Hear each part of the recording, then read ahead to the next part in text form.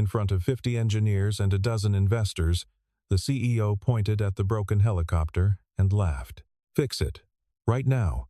I'll kiss you in front of everyone." The hangar erupted in laughter. The man she addressed wasn't an engineer. He was the janitor. Oil-stained shirt, mop still in hand, black skin catching the harsh fluorescent light. No one knew that in 5 minutes the entire room would fall silent, and arrogance would make room for shame. Part 1. The Bet. The test hangar at Phoenix Aeronautics stretched 3 stories high. Morning sun cut through industrial windows, casting geometric shadows across the concrete floor. In the center sat the Phoenix Medivac 7, their prototype medical helicopter, sleek white body, red cross on the tail, $60 million in development. And it wouldn't start. Victoria Hale stood beside it, arms crossed, ice in her veins. 38 years old, CEO for 6 years, black suit sharp as a scalpel. Hair pulled back so tight it looked painful. She'd built Phoenix Aeronautics from a regional repair shop into a contender for government medical contracts. She didn't do failure, especially not today, especially not with Cascade Healthcare Systems watching. The Cascade delegation sat in the observation area. 12 representatives, clipboards, tablets, expressions of professional skepticism. They controlled 84 hospitals across 7 states. Their contract was worth $400 million over 10 years, and her helicopter was dead on the floor. "System diagnostics show nothing," said Thomas Chen, her head engineer. 45, MIT graduate. 20 years in aerospace. Sweat darkened his collar. "The computer says everything's operational." "But it won't engage." Victoria's jaw tightened. "Run it again." Thomas exchanged glances with his team. They'd run it 6 times. Same result. Green lights across the board. Dead engine. One of the Cascade representatives checked his watch. Visible. Victoria felt the moment slipping, felt the contract dissolving, felt her father's company, the one she'd sworn to expand, crumbling under her leadership. That's when she saw him. Marcus Reed stood near the hangar's edge, navy blue janitor's uniform, bucket beside him.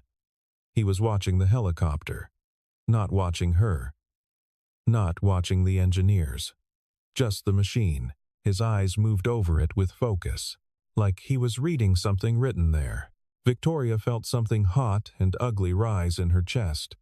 Frustration needed a target, and there he stood. She walked toward him. Her heels clicked on concrete. The sound made people turn. "You." Her voice carried across the hangar. "You think you see something?" Marcus looked at her. 36 years old, 6'1", broad shoulders that had once carried 80 pounds of gear through Kandahar. Now they carried a mop. "No, ma'am." His voice was quiet. "Careful. You were staring at my helicopter." Victoria stopped 3 feet from him, close enough to make it uncomfortable. "You think you know something my engineers don't?" A few engineers smiled. One of them chuckled. Marcus shifted the mop to his other hand.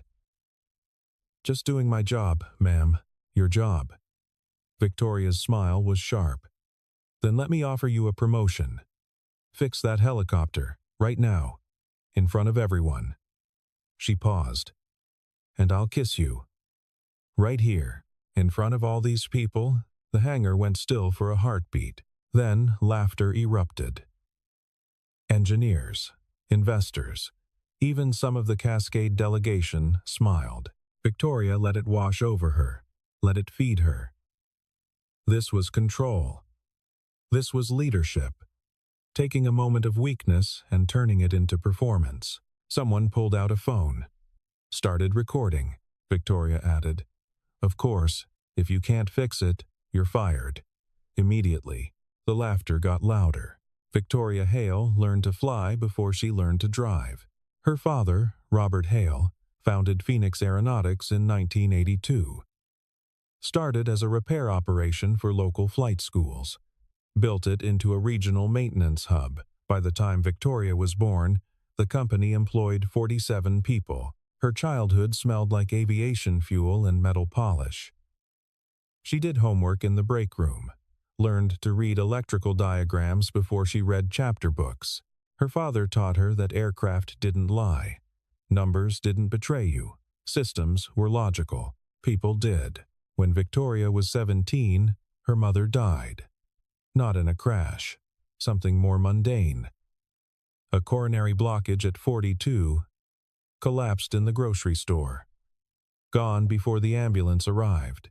Victoria remembered her father's face at the funeral. Blank. Shut down like a system in standby mode. He never cried, never faltered, just worked. She learned from that. Emotion was a liability. Attachment made you weak. Focus made you strong. She graduated MIT at 22, top of her engineering class. Returned to Phoenix and took over operations at 28 when her father had his first stroke. By 32, she was CEO. By 35, she'd tripled revenue. She did it by cutting fat, by demanding precision, by measuring everything. Employee satisfaction surveys? Irrelevant. Retention rates? Acceptable losses if the alternative was inefficiency. The Medevac 7 was her vision. Medical helicopters with advanced stabilization systems, faster response times, better patient outcomes, real impact. The Cascade contract would validate everything, would prove her father's company had become hers, would demonstrate that her way worked. She wasn't going to lose it to a janitor making eyes at her helicopter. Victoria had 3 friends, all from business school. They met quarterly for dinner at an expensive steakhouse, talked about markets and mergers, never about feelings or families. She had 512 employees. She knew the names of maybe 30. She had relationships, brief, transactional. Men who understood that work came first, who didn't ask for more than she offered, who left when she stopped calling. She told herself this was freedom, this was power, this was success. She never asked herself why her penthouse felt empty, why Sunday mornings stretched too long, why sometimes, watching families in the airport, she felt something cold settle in her chest. She didn't have time for those questions. Marcus Reed met Sarah Walsh at a VA support group in 2014. He'd just left the Army after 8 years. Helicopter crew chief. 2 tours in Afghanistan. Honorable discharge. No injuries visible on the outside. Sarah had enlisted young. Medic. Saw things that rewired her brain. Came home to a country that thanked her for her service and then looked away. They bonded over shared nightmares and bitter coffee. Got married 6 months later at a courthouse. Had Lily 9 months after that. For 3 years, they built something good. Marcus got work at a civilian maintenance facility. Sarah took online classes for nursing. Lily grew from infant to toddler. Bright eyes, constant questions. A laugh that made the apartment feel bigger. Then Sarah's depression came back. Not the manageable kind, the drowning kind. Marcus tried everything. Therapy, medication adjustments, taking over all household duties, cutting his hours to be home more. Nothing worked. Sarah died on a Tuesday in March. Lily was 4. The details didn't matter. The result did. Marcus became a single father overnight. No family nearby. Sarah's parents had passed. His own mother lived in Georgia, too sick to help. He was it. He discovered that the civilian maintenance job came with unpredictable hours. Emergency repairs didn't respect custody schedules. Overtime was mandatory. Missing shifts meant termination. Lily needed stability, needed a parent who showed up, needed someone who wasn't perpetually exhausted and resentful. So Marcus made a choice. He took the janitor position at Phoenix Aeronautics. Fixed hours, 7 to 3:30. No overtime requirements. Benefits. Proximity to Lily's school. The pay was half what he'd made as a crew chief.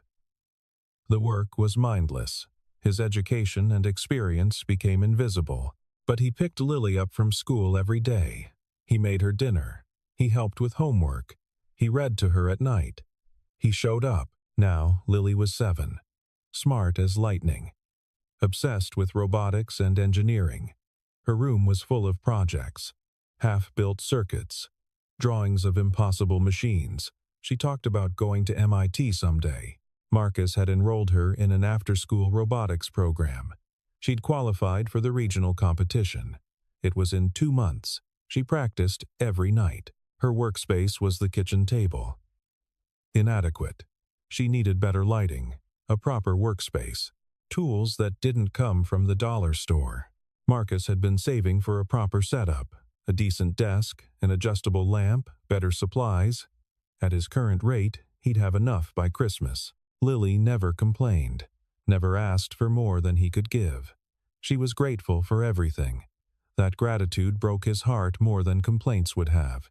At Phoenix Aeronautics, no one knew his background. He was just the janitor, the guy who emptied trash cans and mopped floors. He preferred it that way. No questions, no pity, no expectations. Just him and his daughter. Making it work. Marcus had noticed the problem 5 weeks earlier. He'd been cleaning the test hangar after hours.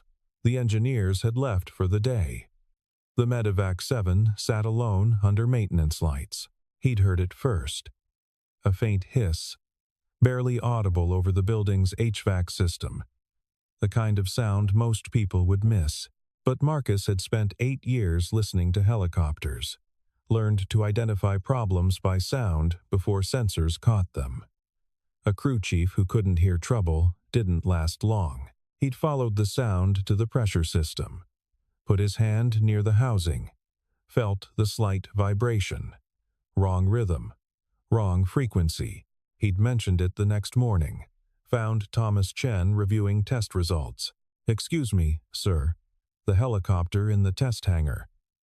There might be an issue with the pressure system." Thomas had looked up, confused at first. Then recognition. Oh, the janitor.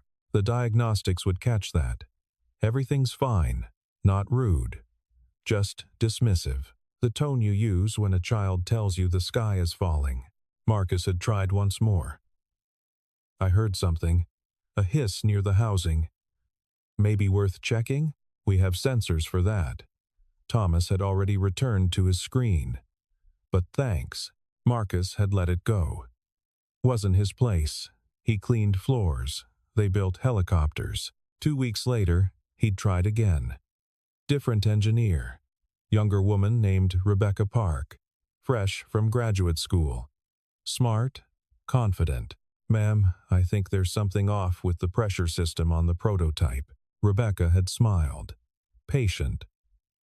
"Our systems are triple-checked, computer verified, but I appreciate your concern. What if I'm right?" The smile had cooled. Then, our $1 million diagnostic system would tell us, "Please focus on your assigned duties." After that, Marcus stopped mentioning it. The message was clear. Stay in your lane. Mop floors. Empty trash. Don't presume to understand things above your pay grade. He had Lily to think about. Couldn't afford to make trouble. Couldn't risk the stable hours and the proximity to her school. His ego wasn't worth her stability, so he watched. Kept the observation to himself. Hoped maybe he was wrong. Hoped the engineers knew something he didn't. But the hiss never stopped. The demonstration was scheduled for 10 in the morning. Cascade Healthcare's team arrived at 9:30. 12 people. Led by Director of Operations Gerald Moss, 63 years old, former hospital administrator. Reputation for thorough due diligence. Victoria greeted them personally. Firm handshakes, confident eye contact. She'd rehearsed this presentation for weeks. Every word, every gesture, every anticipated question. The Medevac 7 represented a revolution in emergency medical transport. Advanced stabilization reduced patient movement by 47%. Faster rotor engagement cut response time by 12 minutes average. Improved fuel efficiency extended range by 80 miles. The numbers were perfect. The engineering was sound. The business case was ironclad. Everything was ready. Thomas Chen ran the pre-flight sequence. Standard protocol, systems check, fuel levels, hydraulics, electrical, computer diagnostics. All green. Victoria began her presentation. Spoke about patient outcomes, about cost efficiency, about Phoenix Aeronautics' commitment to excellence. The Cascade team listened, took notes, nodded at appropriate moments. Then came the demonstration. Thomas climbed into the pilot seat, ran through startup sequence, flipped switches, entered commands. The computer acknowledged each input. He engaged the ignition. Nothing. The rotors didn't turn. The engine didn't catch. No whine of turbines. No vibration of power transferring through the frame. Just silence. Victoria felt her stomach drop, felt the temperature in the hangar shift, felt 50 pairs of eyes turn toward her. "Run it again," she said, voice steady. Professional. Thomas did. Same result. Check the diagnostics. All systems operational. Computer shows no errors. Gerald Moss shifted in his seat, crossed his arms. The universal posture of skepticism. Victoria's engineering team gathered around the helicopter. Opened panels, checked connections, verified fuel lines. Tested electrical systems. 15 minutes passed. Then 20. Then 30. The Cascade team started having quiet conversations. Checking phones. One woman stood up to leave. Victoria felt controls slipping. Felt the contract evaporating. Felt 6 years of work collapsing. That's when she saw him, Marcus, standing at the edge of the hangar. Watching, and something inside her snapped. Victoria walked toward Marcus. Each step deliberate, each heel click echoing. The engineers noticed first, stopped working, looked up. Conversations died. By the time Victoria reached Marcus, the entire hangar was watching. "You've been staring at my helicopter all morning," Victoria said, loud enough for everyone to hear. "Do you know something my engineers don't?" Marcus looked at her, then at the helicopter, then back at her. "Ma'am, I should get back to work. Answer the question." Victoria's smile had sharp edges. "Do you know what's wrong with it?" Marcus said nothing. "I'll make this interesting." Victoria raised her voice, made sure everyone heard. "Fix my helicopter. Right now, in front of everyone here." She paused. "Let it build, and I'll kiss you. Right here." In front of all these people, someone laughed. Then another. Then the whole room.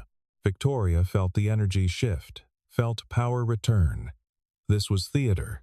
This was control, taking a disaster and turning it into entertainment. One of the younger engineers pulled out his phone.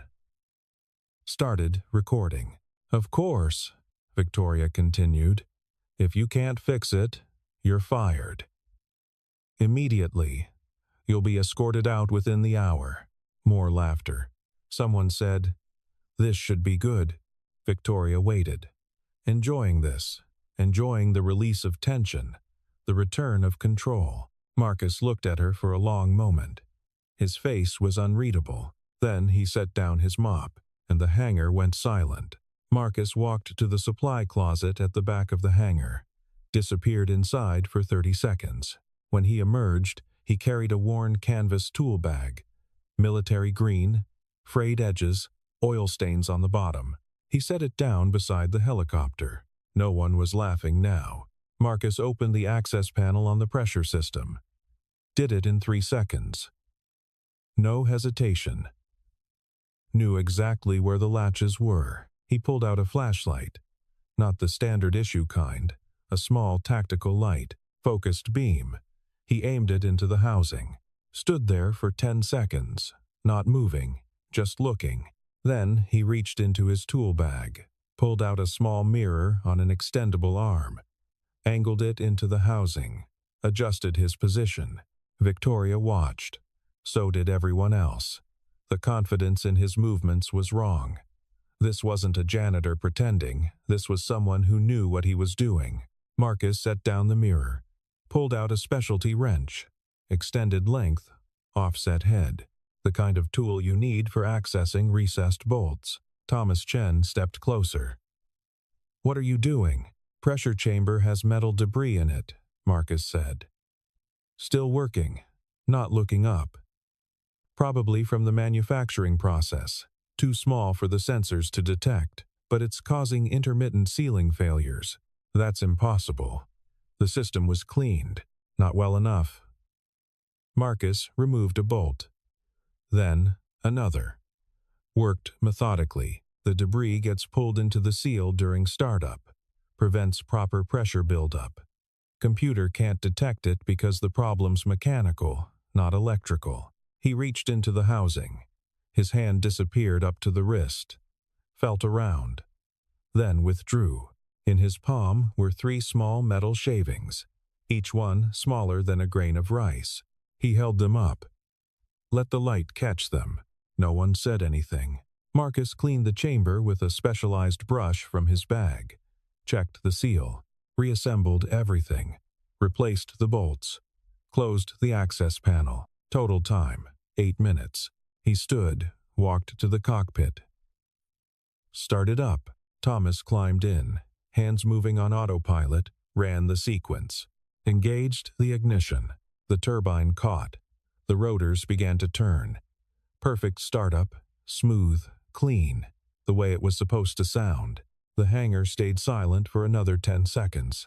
Then someone started clapping. Then another person. Then everyone. Victoria stood frozen. The helicopter ran. Perfect, flawless. Everything she'd promised it would be. Fixed by her janitor. In front of everyone, she'd made a bet. A cruel, public bet. And now she had to honor it. The applause died down. People watched, waiting. Victoria forced herself to move. Walked toward Marcus. Each step felt like walking toward an execution. Not because she had to kiss him. Because she'd been so completely, publicly wrong. She stopped 2 feet from him, met his eyes. He looked at her. No anger. No triumph. Just tired. "You won," Victoria said. Quiet enough that only he could hear. "I'll honor the bet." Marcus shook his head. "I don't want your kiss." She blinked. He raised his voice, made sure everyone heard. "I don't need your kiss, ma'am. I just need one thing." Victoria felt something cold settle in her stomach. "What?" "My daughter, Lily. She's 7. She's building a robot for her school competition. Right now she's working at our kitchen table with a dollar store flashlight." His voice stayed level. Factual. "I need the lights in her workspace to actually work. I need her to have proper lighting while she builds something she cares about." He paused. "That's what I need.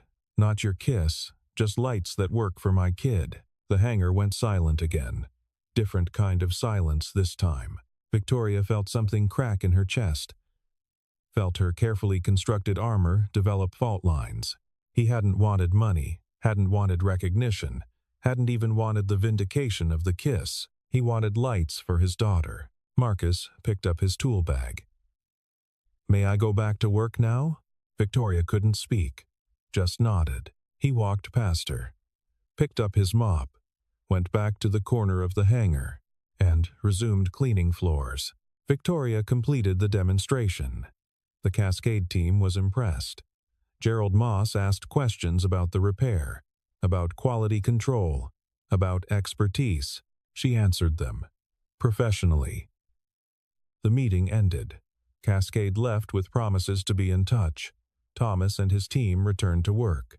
The hangar slowly emptied. Victoria went to her office, sat at her desk, stared at nothing. Then she called HR.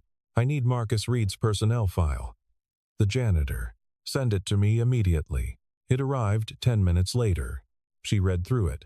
Employment application, references, background check, previous employment, U.S. Army, 8 years, crew chief, honorable discharge, education, 2 years technical training.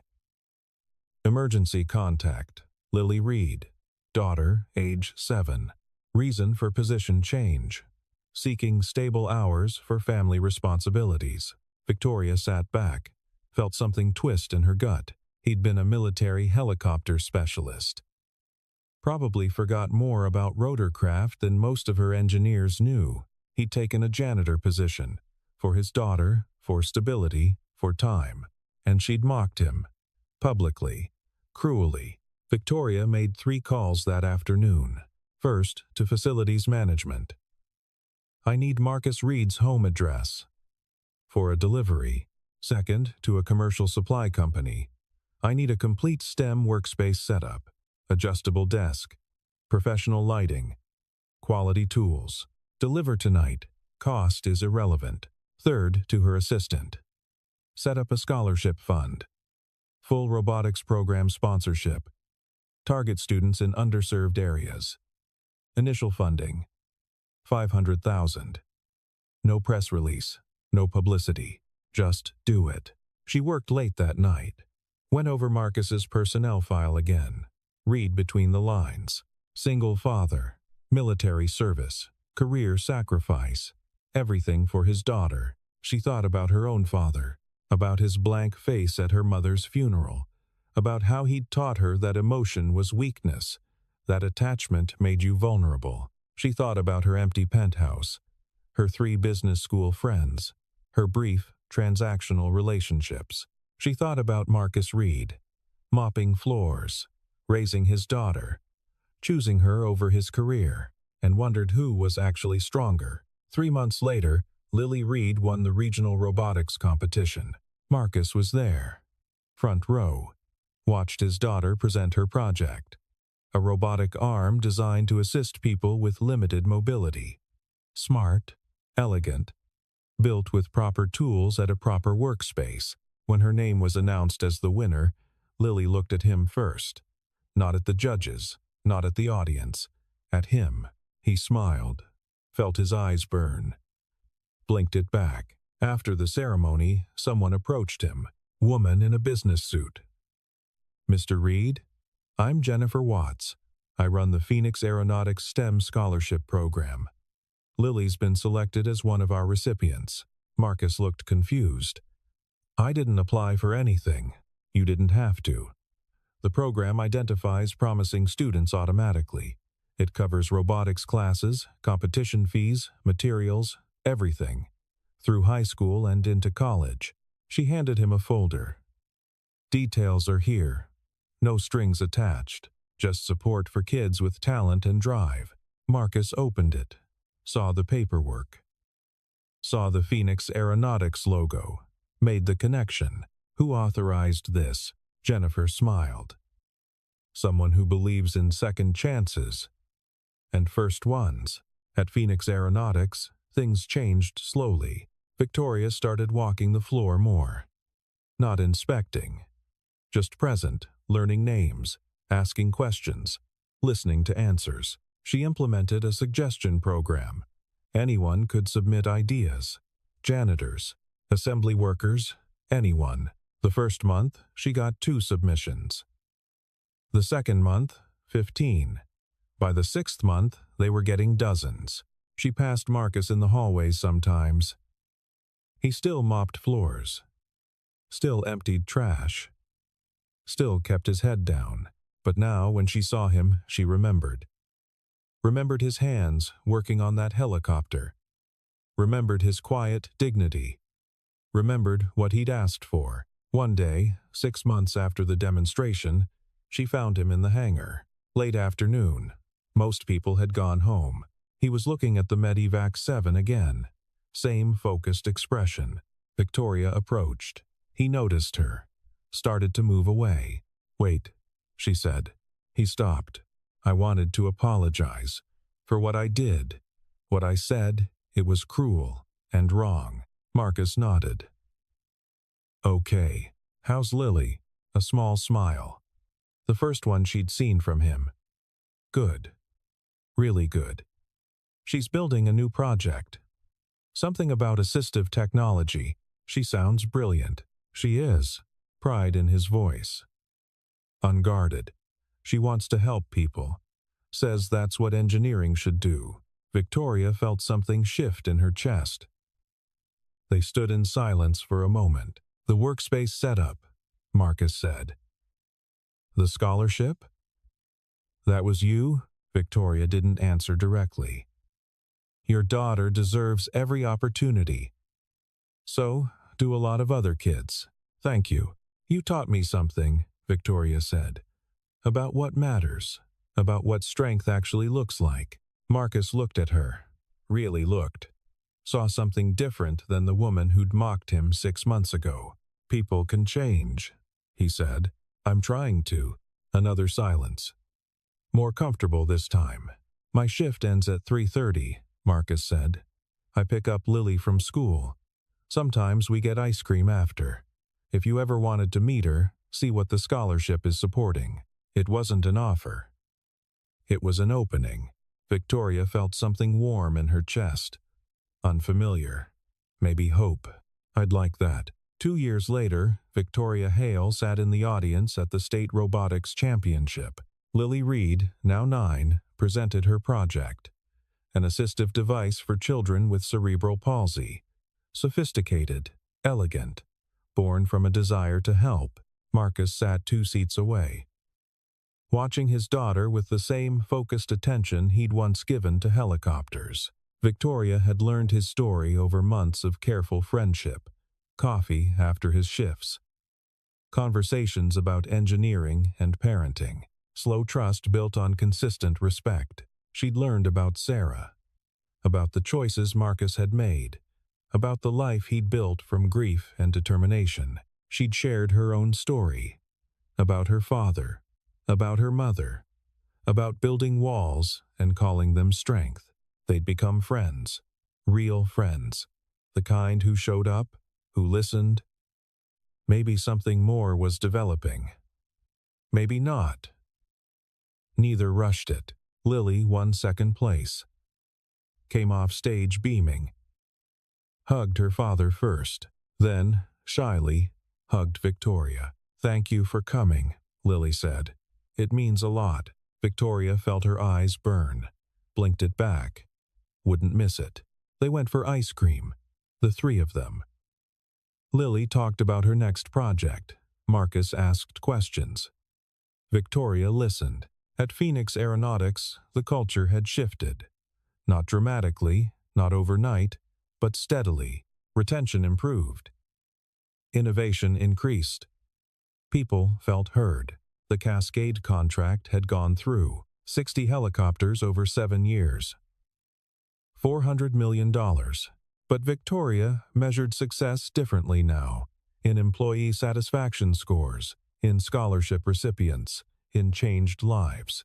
Marcus still worked as a janitor, still had his stable hours, still picked up Lily from school. But now he consulted on maintenance protocols, trained new engineers, shared his expertise. He did it on his terms, on his schedule, with his priorities intact. One evening, as they walked to their cars after another robotics meeting, Lily ran ahead.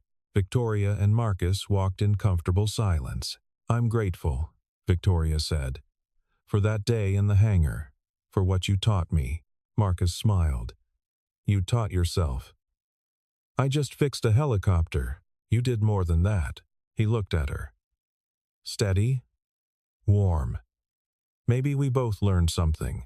Lily called back. Dad, Victoria, come on. They followed. Together. The evening was warm. The sky was clear. Somewhere, a helicopter flew overhead. Victoria looked up, watched it pass. Remembered the day everything changed. The day a janitor taught a CEO what strength really meant. The day she learned that the most important repairs aren't always mechanical. Sometimes they're human. And sometimes, if you're lucky, someone shows you how to fix yourself. One conversation. One choice. One moment of humility at a time.